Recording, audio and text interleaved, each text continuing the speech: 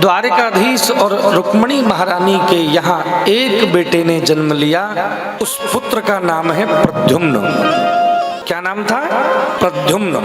और ये प्रद्युम्न जी कोई और नहीं है, ये पूर्व जन्म के कामदेव ही कन्हैया का बेटा बन करके आए हैं। भाई बात उस समय की थी जब भगवान शंकर ने कामदेव को जला करके भस्म कर दिया। वो रामायण में कथा है। जब उससे वो 30 नयन उघारा,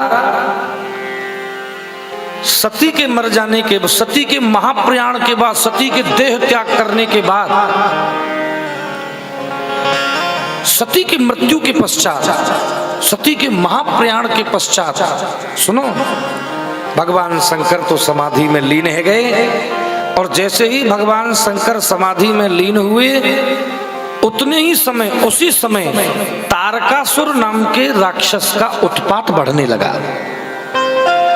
एक राक्षस था तारकासुर, और इसने इतना उद्यम किया, इतना इसने उपद्रव किया कि समग्र समाज, समग्र सृष्टि उथल पुथल होने लगी। सबकी चित्तवृत्ति अव्यवस्थित हो गई। न ब्राह्मण पूजा कर सकते थे, न कथावाचक कथा बांट सकते थे। चारों तरफ परतंत्रता का माहौल कर दिया इसने। कोई धर्म नहीं होगा, कोई पूजा नहीं होगी, कोई पाठ नहीं होगा, कहीं अनुष्ठान नहीं होगा।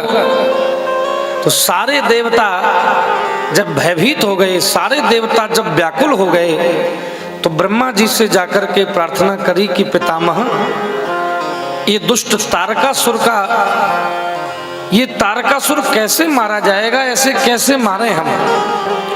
तो ब्रह्मा जी ने कहा कि भैया तारकासुर ऐसे तो नहीं मारा जा सकता।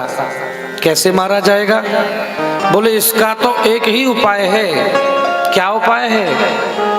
बोले ऐसा करिए, कोई भी प्रयास करके, कोई भी विधान से, किसी भी तरह से पहले शंकर की समाधि को भंग करो। और शंकर की समाधि जब टूट जाएगी तो भगवान शंकर जब पुनः विवाह करेंगे, और भगवान शंकर जब विवाह कर लेंगे तो उनकी संतान से ये दुष्ट मारा जा सकता है, अन्यथा ये नहीं मारा जाएगा। अच्छा महाराज।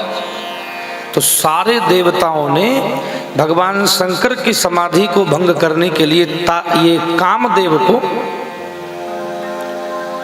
को भेजा कि भैया तुम ही हमारे पास ऐसी तोप हो कि ये बड़े बड़े यति, बड़े बड़े योगी, बड़े बड़े सन्यासी, बड़े बड़े संत, बड़े बड़े महात्मा, बड़े बड़े अमलात्मा, बड़े बड़े मुनिंद्र अगर कहीं जाकर के फिसलते हैं तो इसी कामदेव के चक्कर में ही इनकी लुटिया डूबती है।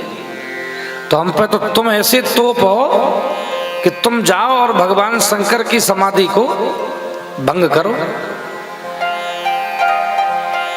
इसने जाकर के भगवान शंकर को वो चलाए अपने बाण, जो जो इसके पास होते हैं। तो भगवान शंकर पहले तो ये सोचते रहे कि चलो कोई बात नहीं, कोई होगा हमको थोड़ा परेशान कर रहा है, चला जाएगा।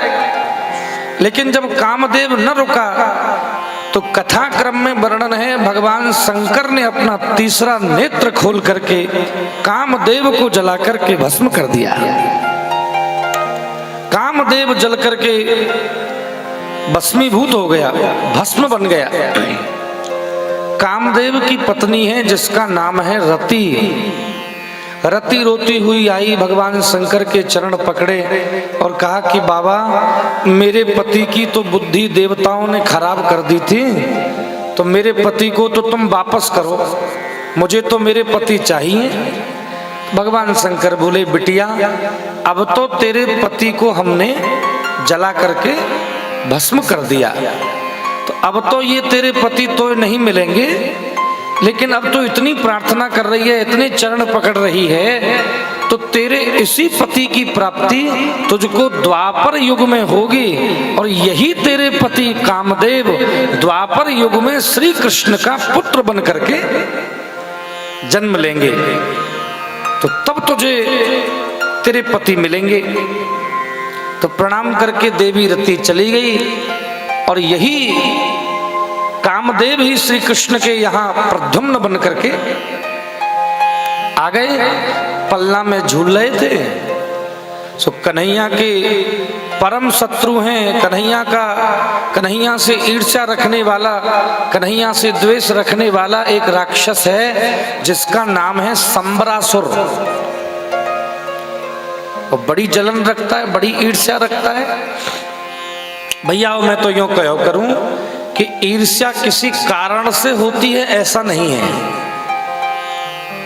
ऐसा नहीं है कि आप किसी कारण से जलते हैं, ना ना ना, खामा खा बिना मतलब कि भाई पहले तो ये साइकिल पे चलता था, अब जाने व्यवस्था कैसे बनाए ले। पहले तो भैया ये ऐसे ही आयो कर तो और कछू हथनाओ यहाँ पे, और अब यहाँ की मौज आ रही है। तो ईर्ष्या किसी कारण से नहीं होती है बंधु, बिना मतलब। जाते हम मिले नहीं और हमने कभी जिसको देखा नहीं, और जब हमको ये पता चलता है कि वह व्यक्ति भी हमारी निंदा कर रहा है, तब हमको अच्छा लगता है कि भाई हाँ अब हमारा नाम हो रहा है, अब हम मशहूर हो रहे हैं। भाई जिससे कभी मिले ही नहीं, जिसने हमको देखा नहीं, हमने उसको देखा नहीं, और उसके बावजूद भी अगर द्वंद का भाव मन में है तो व्यक्ति को यही समझना चाहिए कि हम मशहूर हो रहे हैं। तभी कुछ लोग बातें कर रहे हैं, और अपनी गति से सबको चलते रहना चाहिए।